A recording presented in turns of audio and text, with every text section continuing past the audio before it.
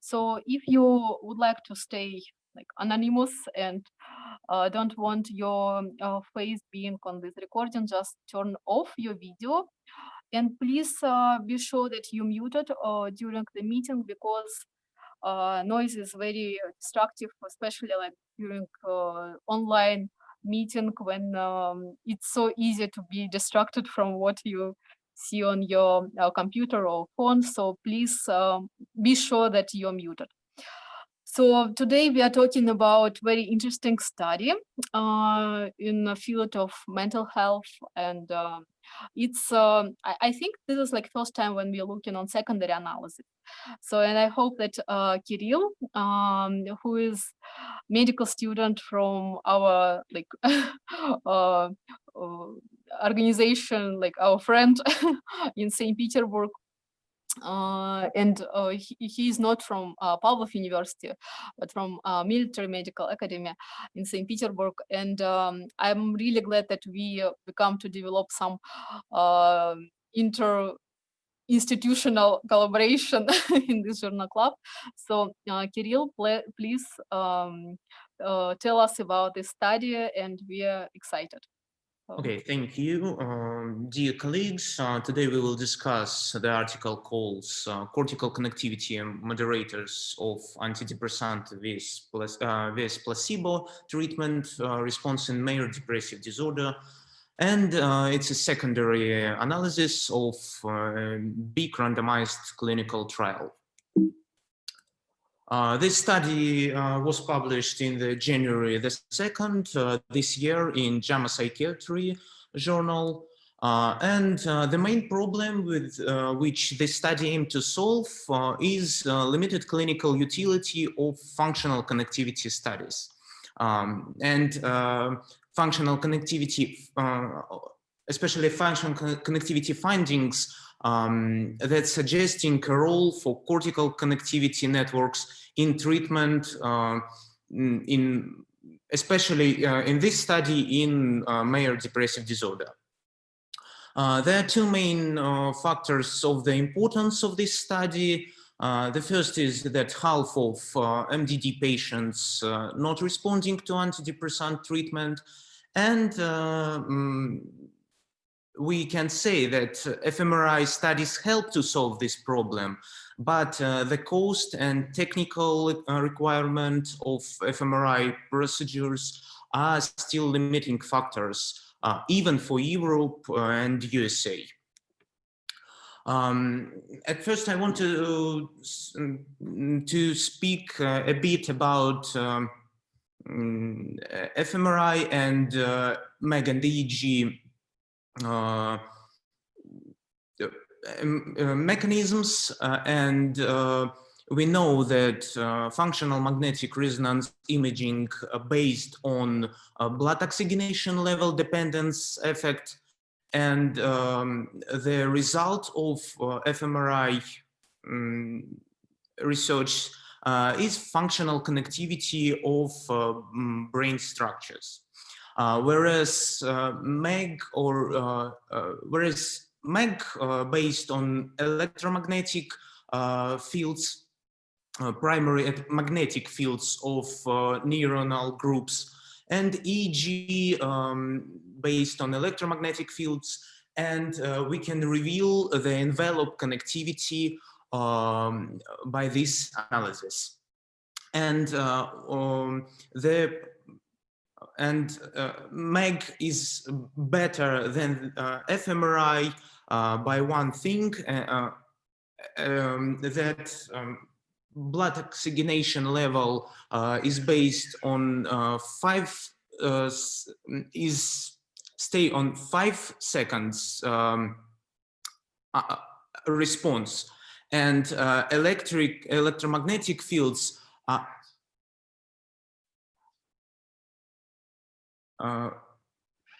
Простите, мне говорят, что трансляция экрана не работает. У меня все работает. Работает? Презентация, то есть, видна у всех? Да, да. Хорошо. Тоже видно, все видно. В общем, если у вас не работает, то это, скорее всего, у вас какая-то проблема. Хорошо, я понял. Спасибо. And we can say that neuronal effect and electromagnetic fields are response in half a second. The aim of this study was to determine whether EEG connectivity could reveal neural moderators of antidepressant treatment. Current research was the secondary analysis of the EMBARK study. It's establishing moderators and biosignatures of antidepressant response in clinical care study. A placebo-controlled double-blinded randomized clinical trial, which was made from July 2011 to December 2015. And EMBARK study was made in 4 sites, which you can see at this slide. After including and excluding criteria, 296 patients were randomized into 2 groups. The first group is sertraline, and the second group is a placebo taking for 8 weeks. At each study visit, there were a baseline visit, first, second, third, fourth, sixth, and eighth weeks. Each patient were examined by 17-item Hamilton rating scale for depression. There also were EEG. There also were EEG electroencephalography for 8 minutes at each visit of patient. And the final data included 106 sertraline and 115 placebo patients EEG data sets. The EEG performed during 8 total minutes by alternating between 2 minutes blocks of eyes open and eyes closed condition. The 6 main resting state networks were in the field of interest in this research. Visual network, somatosensory network, dorsal attention network, default mode network, frontoparietal control network, and ventral attention network. At all, there were 31 regions of interest among all these networks. And power envelope connectivity was derived from the following 4 canonical frequencies: theta, alpha, beta, and gamma. Linear mixed effects models were applied to each Roy-to-Roy connectivity and node strength measure. These models predicted a linear trajectory of repeated 17-item Hamilton rating scale for depression scores across time at each site assessment points. I think this study has great sample size and strong statistics, but fMRI at the baseline and at the end of the treatment used by REUD for comparison would highly increase the scientific strength of this research, and it's this comment especially for EMBARK study. And if you if you have another opinion, or you can say you want to say something about methods of this research and sample of this research, I think we have some minutes to do it before discussion about the results of this study. I have some questions about by way this EEG was analyzed because it's quite subjective method because these lines they are nobody use I don't know centimeters and other rulers for analyzing how much kilohertz or microhertz is this spike or another, and at most times it just depends on whom is performing this analysis. And so if it were these EEGs from different universities were performed by different people, it may be a bit subjective. That's not very strong mistake, but it may be, I think. Okay, thank you. And I know that in this study, in the EEG were distinct in 4 sites. So there were. I have a table with EEG methods where they speak about these methods, and this table was in supplementary of this study. And I think it's hard to, yes, it's very subjective, but for me, it increased the strength of this study that they can complete and summarize the results of different EEG methods. Not EEG methods, but EEG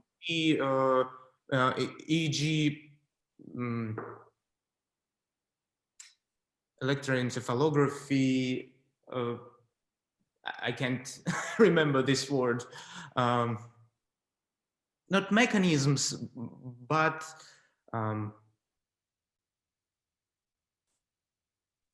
Скажи на русском.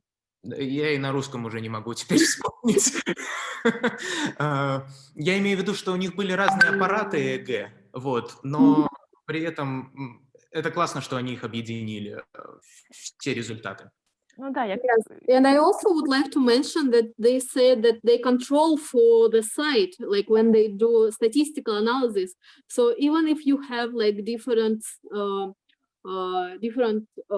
like instrument for measuring the same thing, you can also adjust your results.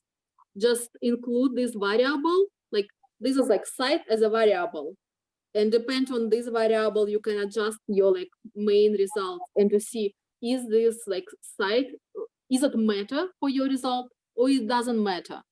So, and I think this is like the strongest part of this, like even if, so it was like a multi-centered study, which is like really good. It's better, like multi-center is better than one center usually, but it's also important how they handle this data and they adjust it in their statistical analysis. If you're interested, I found this table and you can see that the channels were different and the sampling rating were a bit different. Yeah, I saw this. I read the article. That's why I made this question. Thank you. Yeah, and when you like look on like supplement material, this is like e-table 3, and they just mention what type of variable they include in the like linear mixed model, and they also include not just site but also interaction between like site and time, like site and like surgery and treatment, I guess. Yeah, and yeah, so they do all of these like all of these statistical magic to be sure that side effect on their like main results was diminished. So yeah, this is like good concern. And what we see in this paper, we see that they also agree with you and do something like in when they do statistical analysis. So methodology of the research, some alphabetical issues about methodology.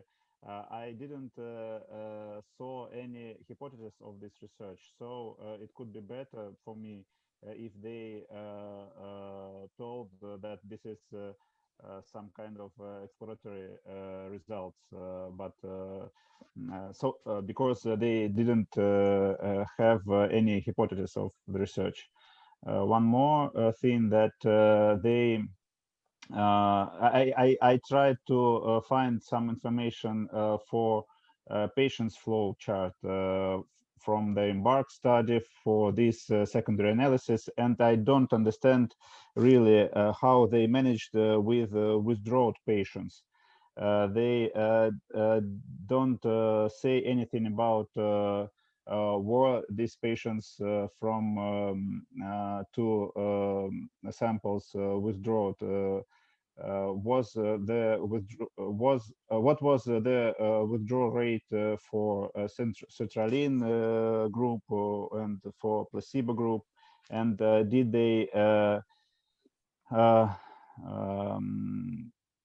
they analyze this data or not?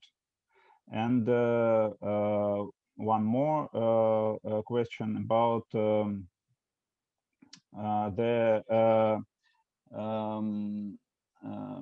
I didn't understand the point of outcome of the research. For the first Embark study, the main outcome was measured with CGI scale, and for this secondary analysis was used Hamilton scale, and I don't understand why the main study was performed with one outcome and the secondary analysis was with other outcome. I don't really know whether it is correct or not. They later in the results they said about that many scales were in Embark study.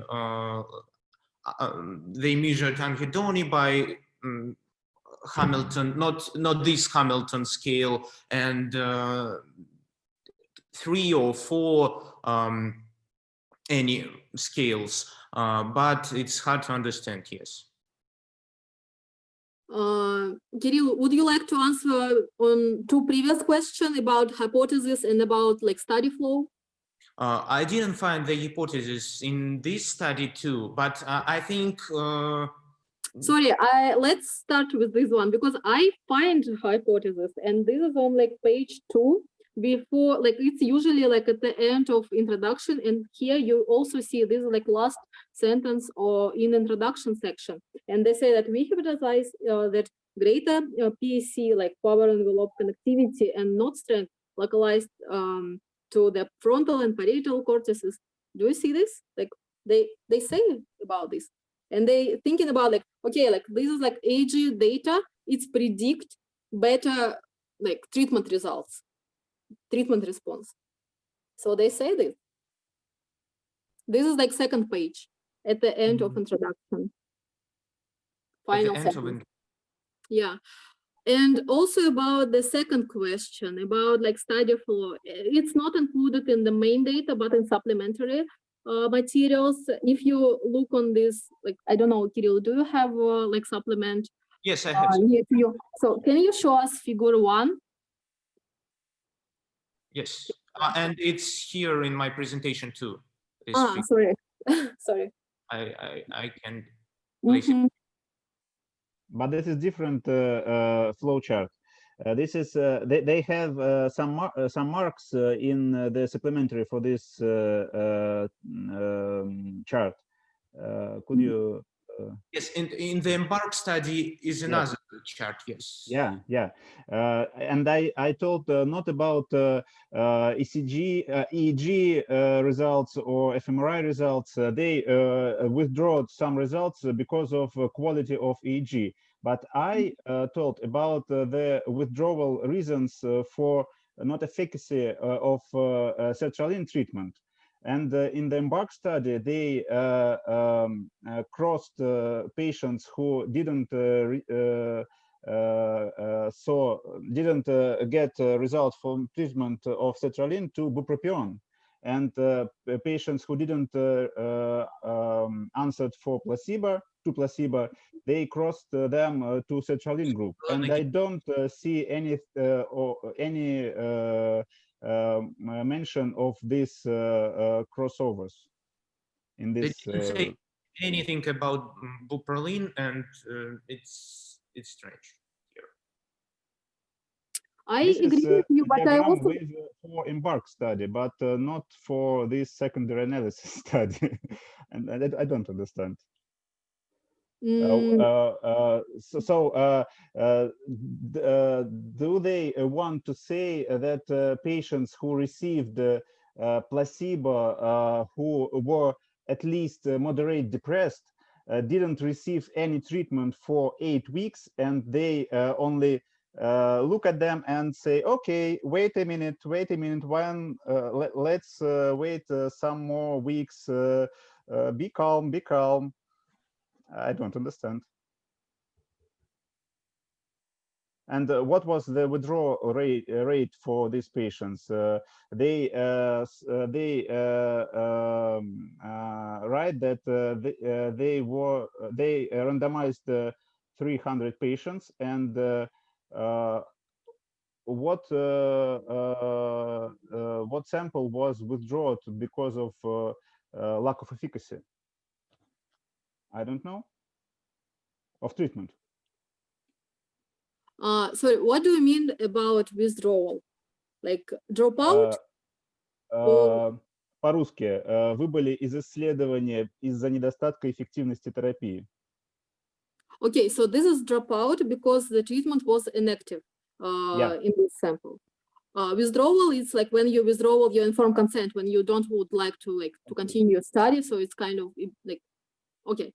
So, and you want to include the how you would like, okay, if you do this consort diagram, what you would like to see here, like how many patients, like they analyzed EEG for everyone, right, who have like good quality, who don't miss it. So, and this was like on baseline, so no problem with baseline. But what you thinking, this is like problem with outcome measurement, and outcome measurement was like Hamilton score and change of Hamilton score. Yeah. And what results they used to see this change for 1 week, for 2 weeks, for 3 weeks, and how many people were analyzed for 1 week, for 2 weeks, for 3 weeks of treatment? I think all people analyzed. They have no any withdraw any patient who preliminary stopped the treatment from 300 people. I think that it's because it's a secondary research, and so they just took these cases when patient walk along all these 8 weeks, and he was very complianceable for all these 8 weeks. Maybe because we can we can let it for ourselves when we just work with base of a big data, but not with patients. Maybe, but then I'd like to receive the answer for question. What the differences of EEG and fMRI on patients who were preliminary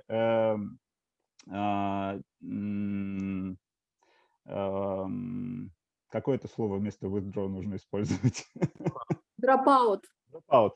What results of EEG and fMRI for patients who dropped out the treatment preliminary were the same as for these 300 patients or not? And is this the reason for their dropout or not? And what was the proportion of these patients? Yeah, I see your point. Yeah, this is a good one. And I think it's really important for like longitudinal study to see how much person actually was in the study. And I think Kirill would talk about this when we talk about like how they handle this data and about analysis, and talk about like what is intent to treat analysis and why they choose this one instead of doing per protocol analysis. So let's continue with presentation, okay? Okay, we stopped at results, and the main results of the study that not the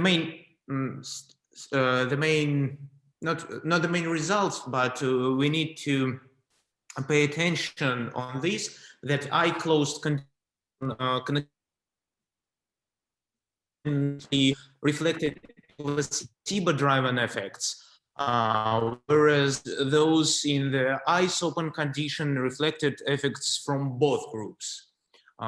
So now we think that now we must know that when we say about results in eyes closed condition, we think only about placebo-driven effects. And the statistical analysis revealed 40 Rolle to Rolle pairwise power envelope connectivity from alpha frequency in eyes closed condition. Then authors said that they used a median split for visualizing the results, and found that a higher alpha band nodal, alpha band power envelope connectivity predicted better treatment outcome with placebo, and that greater alpha band power envelope connectivity within especially parietal, temporal, and visual regions predicted better treatment outcome with placebo and worse treatment outcomes with sertraline. Here I want to say, and it will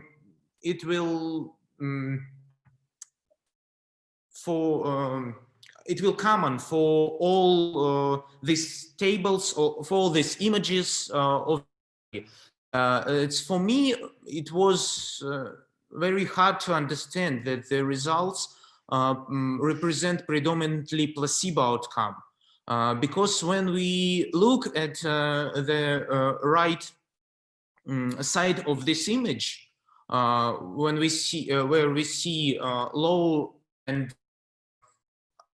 high power envelope connectivity, I can say, when I see this at first time and at second time, I can say that the sertraline is effective in low frequency, in low power envelope connectivity.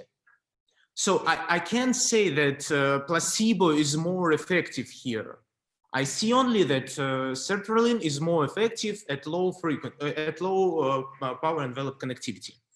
But I think that they told about that effects was only for placebo, and in supplementary they place big tables where you can see that yes, the effect and moderative effect was only for placebo, not for sertraline. But I repeat that it was hard to understand. So at gamma frequencies, they found 31 Rolle to Rolle pairwise power envelope connectivity, And here they said reduced gamma band power envelope connectivity within the frontal, visual, somatomotor, parietal, and temporal regions predicted better treatment outcomes with placebo and worse treatment outcomes with sertraline. So why did they put the right side of the right image? I can't answer on this question. Maybe we will discuss about this later. For eyes open condition, they founded 9 Roy-to-Roy pairwise power envelope connectivity from alpha frequency and said that greater alpha band power envelope connectivity within the visual and parietal regions predicted better outcomes in the placebo group and worse treatment outcomes in the sertraline group. 6 Roy-to-Roy pairwise were founded from beta frequency and from gamma frequency they founded 9 Roy-to-Roy pairwise power envelope connectivity. Then they made the node level analysis and founded only three nodes, and it was angular gyrus, inferior parietal, lateral, and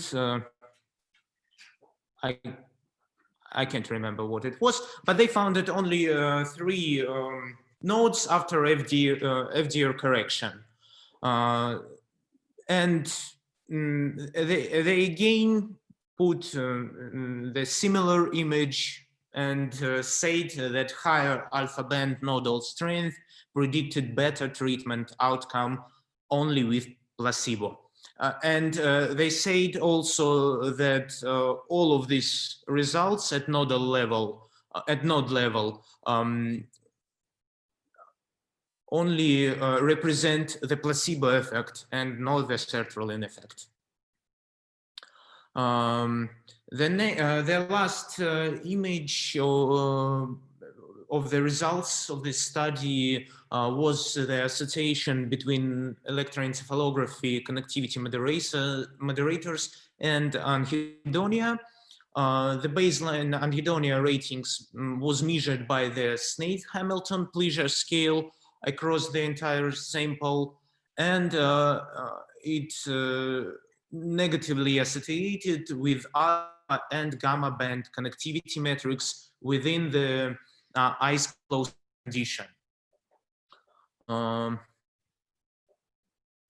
the lower and this type of image, which was only significant for me, for my opinion, the lower alpha power envelope connectivity node strength was depicted in right angular gyrus, and it was associated with greater anhedonia.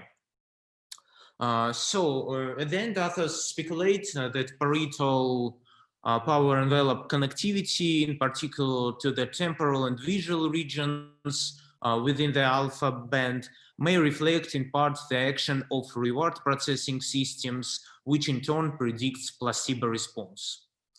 There were also limitations of this study. They said about the mechanisms by which alpha band and gamma band features differently influence treatment response requires further investigation. And they said also that effect size were small for most of the significant features found to moderate treatment outcome, and therefore call for replication. They also said that both anhedonia and depressive severity were significantly associated with the resting state AG treatment moderators, and they explained only about 5 or 10% of variance in connectivity. So I think that's all in my presentation. Thank you for your attention, and let's discuss the results and the conclusions, a bit of conclusions of this research. And I want again to ask maybe for someone of you, it were easy to understand these results, but not for me. At first and at second, when I read it first and second time. Thank you. Thank you, Kirill. And why it was not easy for you? Because these images is, I think these images, I said that when I see the right part of this image, I can say that only, I can see that sertraline is better when the power envelope connectivity is lower than the baseline. Mm-hmm. So your question, as I understand, like you question them, like why they don't compare like sertraline effect based on like low or high connectivity they found, but they compare. Yes, but the main why they said about sertraline here where the results only represent the placebo effect. Mm-hmm. The result of connectivity significant only for placebo, and they said about this. And when we read this, it's hard to understand these pictes, I think, because they said in eyes closed condition, the results of the moderative effects was only for placebo. Mm-hmm. So why you again talk about talk about sertraline when the results are not significant for it? I can't understand this. Mm-hmm. I see. What other people think? Do you have any questions about understanding the results and how the authors interpret their results and about their conclusions? I have a lot of questions. Yeah, let's start with your questions. One question. The first question. They titled their article Cortical Connectivity Moderators of Antidepressant versus Placebo. But they used only one antidepressant, sertraline, the most selective serotonin reuptaker inhibitor, and they don't use any other antidepressants. So the title is not correct for me.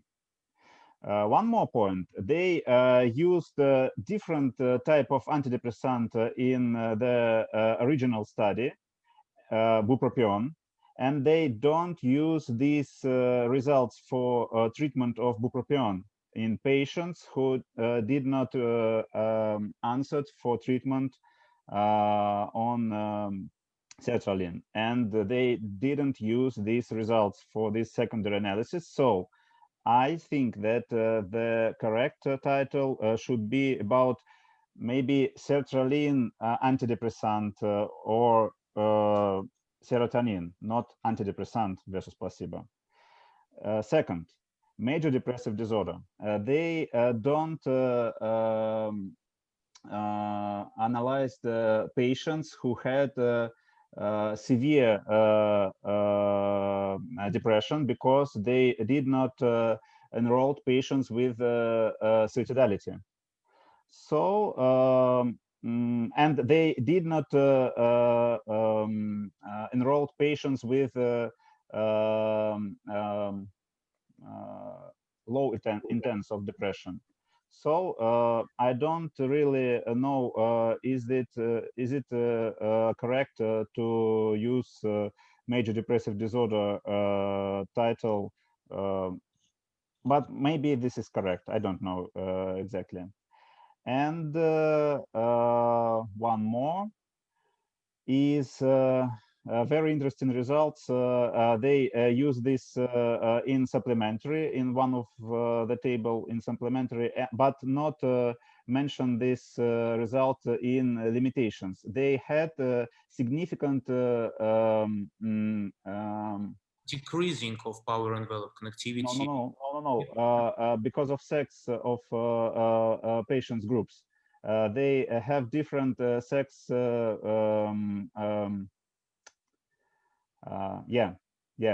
p-value, yes, for gender in sertraline group and placebo group.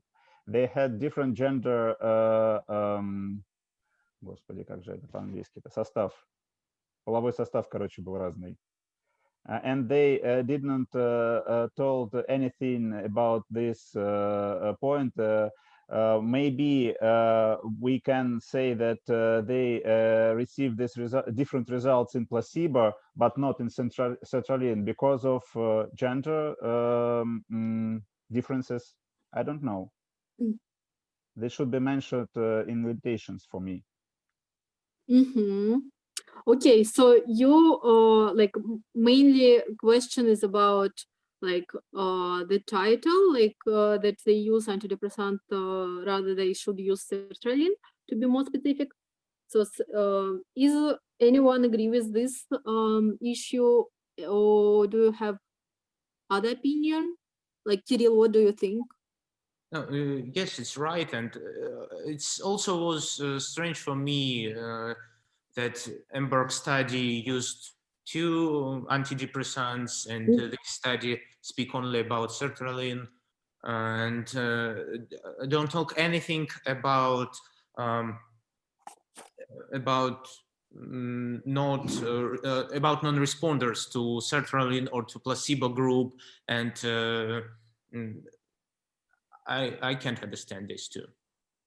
I think I can understand it, because I think this is like exactly how they like the title is certainly reflect that they use more than one antidepressant. Maybe I don't understand something, but like as I'm not really familiar with like primary analysis, but as I see sometimes they use to change antidepressant, and they was not interested in like specific effect of some antidepressant like sertraline. They wasn't interested in this. Their idea was about like what is the response, like treatment response, like what is the placebo effect can be related to like this connectivity. And I think it's okay to use antidepressant in title. And about like I also like about your second thing, like notice about major depressive disorder. What people think about this?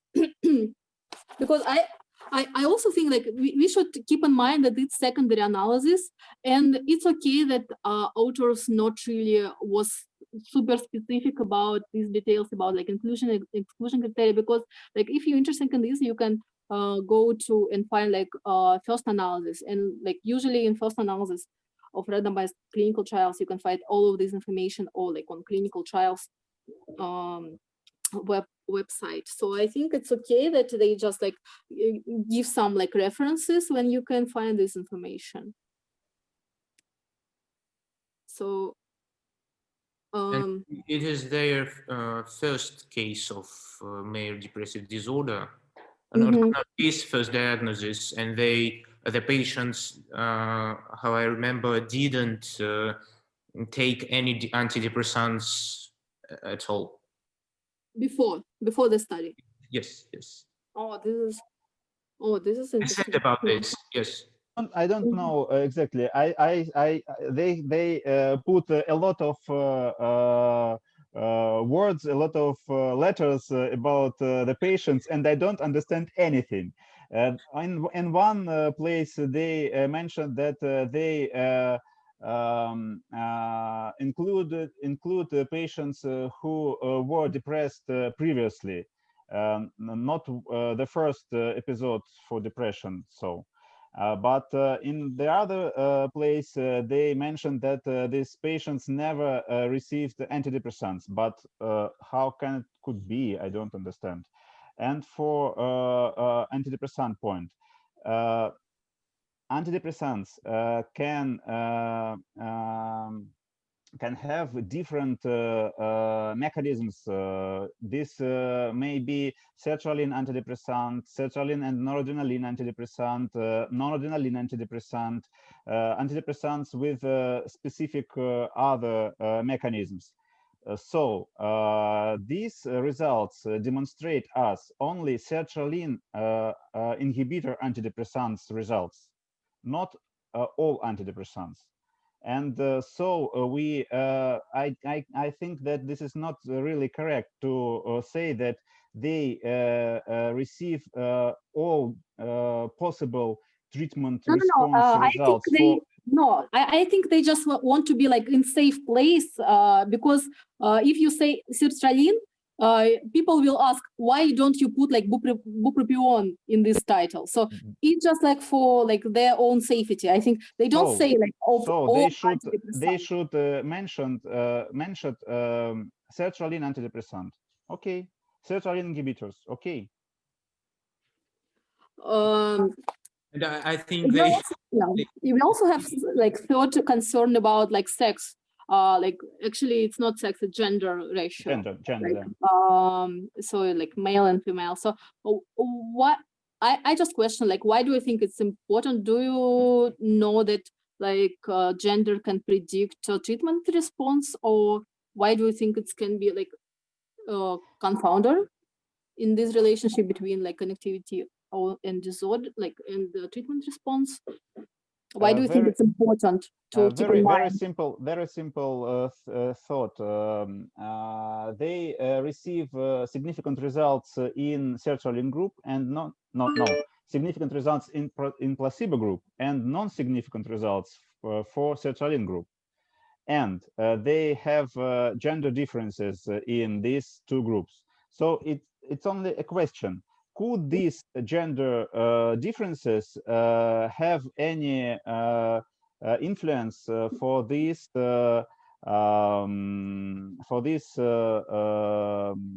different results? Maybe women are more tend to answer for placebo treatment. I don't know. Or maybe men. Wow. I don't know. Okay.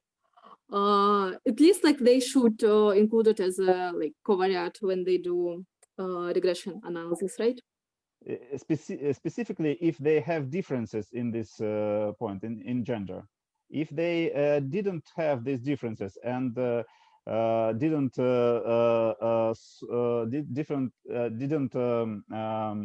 show these differences for us, so okay. But they show these differences, and why don't say any word of this point? Yeah, I just think that the randomization process was probably not really good, so and they probably not include gender as a factor for certification, like when maybe this is a result for that point that we already discussed because of the flow chart of the patients. Maybe they used only patients who received 8 weeks placebo, and we don't see other people's other people who were опять забыл слово вместо withdraw. Drop out. Да. Maybe only females or only males were dropped out on placebo treatment. I don't know. Maybe randomization was great in big study, but because of they used only part of results, only part of the sample. They didn't get this balanced sample in general because of dropouts. Maybe, I don't know. Yeah. I just find out that in methods they said that they don't actually use gender as a factor for randomization, so it's not about randomization problems. So okay, is anyone have any other questions related to methods or results, or like discussion which started right now? Marina, Yeah. Was this the last part of the presentation, or will there be something else coming? No, this is what. Because I just want to have one question first. Have you shared the dead salmon paper with people in this call? Yeah. Because I think this is a key question to me, and I fully agree with Mikhail, who has made, from the very beginning, he said that this is a study without any hypothesis, and this is an absolutely correct statement. You have, you argued that in the last sentence in the abstract or in the introduction, they specify the hypothesis. This is actually not exactly correct, because if you look at the first sentence in the methods and the participants, you will see that it says this study is a non-pre-specified analysis, meaning that this study was done without any hypothesis. So a hypothesis that they allude to in the introduction is based on the results. In fact, if you read through the introduction, or if you do a quick search on PubMed, you will see that there is no data that actually says that greater PEC and node strengths would be, especially localized to frontal and parietal cortices, would be linked to better antidepressant response. So it's really, you know, that it's very common to put at the end of the introduction, essentially your most important conclusion. And in this case, again, I think Mikhail is absolutely right, and that's one of the most important statements to make. It's an exploratory study, and all the results are to be confirmed.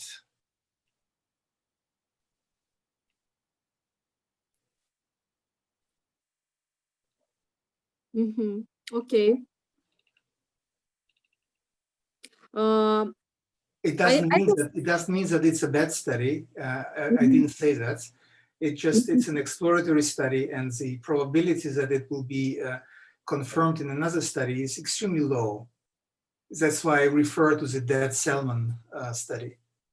It's the main problem with all imaging studies and EEG, MEG studies. So results are usually show very poor correlation across studies. Yeah, I agree with your point. That like usually people like tend, like especially like in secondary analysis, when you can like speculate with data and do whatever you would like to do and just like present it just based on the results which you have, rather than having like hypothesis and then check it. But like for me, why I think that it's like they have like clear hypothesis, like even if they come up with this during like multiple statistical tests and finally find something, that they like specified their like outcome, their factors, and it was like pretty like you know, understandable and clear, like for me. So they don't check like a lot of like outcomes to see how this like connectivity change, like I don't know. How do you know that, Marina? How do you know? They only tell you what they want to tell you, what they wanted to include into this paper. so that they can go for publication in a high impact journal, impact factor journal. Yeah, I mean, like this is like this is true for all secondary analysis because like it's secondary, so it's like it was not on the like in the plan like before. So because like everything which was planned was like in clinical trials.gov, right? Exactly, and that's why I think if we look at the results and try to interpret, and you just look at the conclusions that they have, they say, so I'm just reading what I see in the abstract. So their findings establish the utility of EEG-based network functional connectivity analysis and for differentiating between responses to antidepressants, to an antidepressant versus placebo. So does it really establish utility? It's a single study. So now basically what one would need to do is to take their analysis and apply the same analysis in another study and pray that the same results will be obtained. Yeah, correct. Yeah, I agree with this. Yeah, this is too early to make these like recommendations for Exactly. practice. Yeah, thank you. Really appreciate. Is anyone have something to add for our discussion? Please do this right now. Like last two journal clubs, no, like previous one was not, but like before the previous one, we also talk about fMRI, and I really become like more expert on this one. So I still all like I definitely think that we should probably discuss on our journal club the study about Dead Salmon, which Anton just mentioned, and I think this is like really great point to keep in mind that we always should be critically analyze the data which we have, like even if it was published in JAMA, so with like high impact factor. So well, Marina, I have to make a comment since you mentioned it. I think it's a very bad practice to include in the presentation impact factor for journal. You know that the impact factor is heavily criticized as a research metric, and quality of publications in journals with high impact factor are not different from quality in low impact factor journals. So yeah, well, I can tell you why this paper was published in JAMA. If you look at the last but one author, he's in the middle, Maurizio Fava. That's the name that made it appear in JAMA.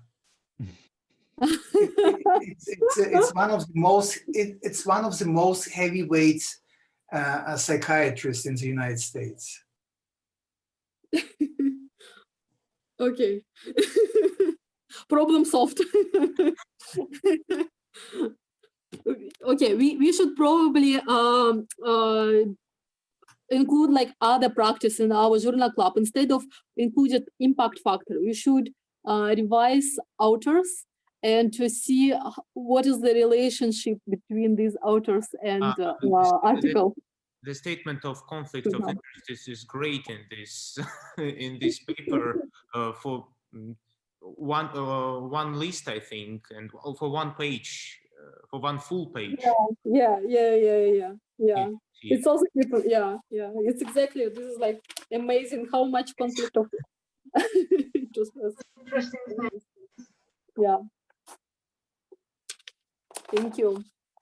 But at all, I want to say that if we can compare the results of EEG analysis of resting state networks with fMRI analysis, it would be a greater. Yeah. And I think it's. I will find, but I didn't find research with big samples like this. Of course, MEG and EEG analysis are compared, and from 2020 to 2012, sorry, but EEG and fMRI analysis, I saw it at first. And I saw this at first time in this research. Not comparing with fMRI results, but making the EEG study based on fMRI results. And it's interesting, and I also want to suggest to make something to think about research that we can make, because fMRI, of course, it's expensive and hard technical method, whereas EEG in state in every neurological ambulatory, and you can, if we find really clear results like we see in when we analyze functional connectivity by fMRI, and we can see it, if we can see it in EEG studies, it would be, of course, great. Mm-hmm. Do you do this kind of research in your work right now, like, or any one of your colleagues do this? We didn't make it, but we think about it, because for us MRI is easy to use. We can use it on the big sample, and we have time, we have hands, we have and we have free MRI tomograph, but now we didn't, we can't, we didn't have any sample and any big sample, and any idea what kind of disorder we will reveal and will explore by these two methods. But it would be great, I think, if we can make this.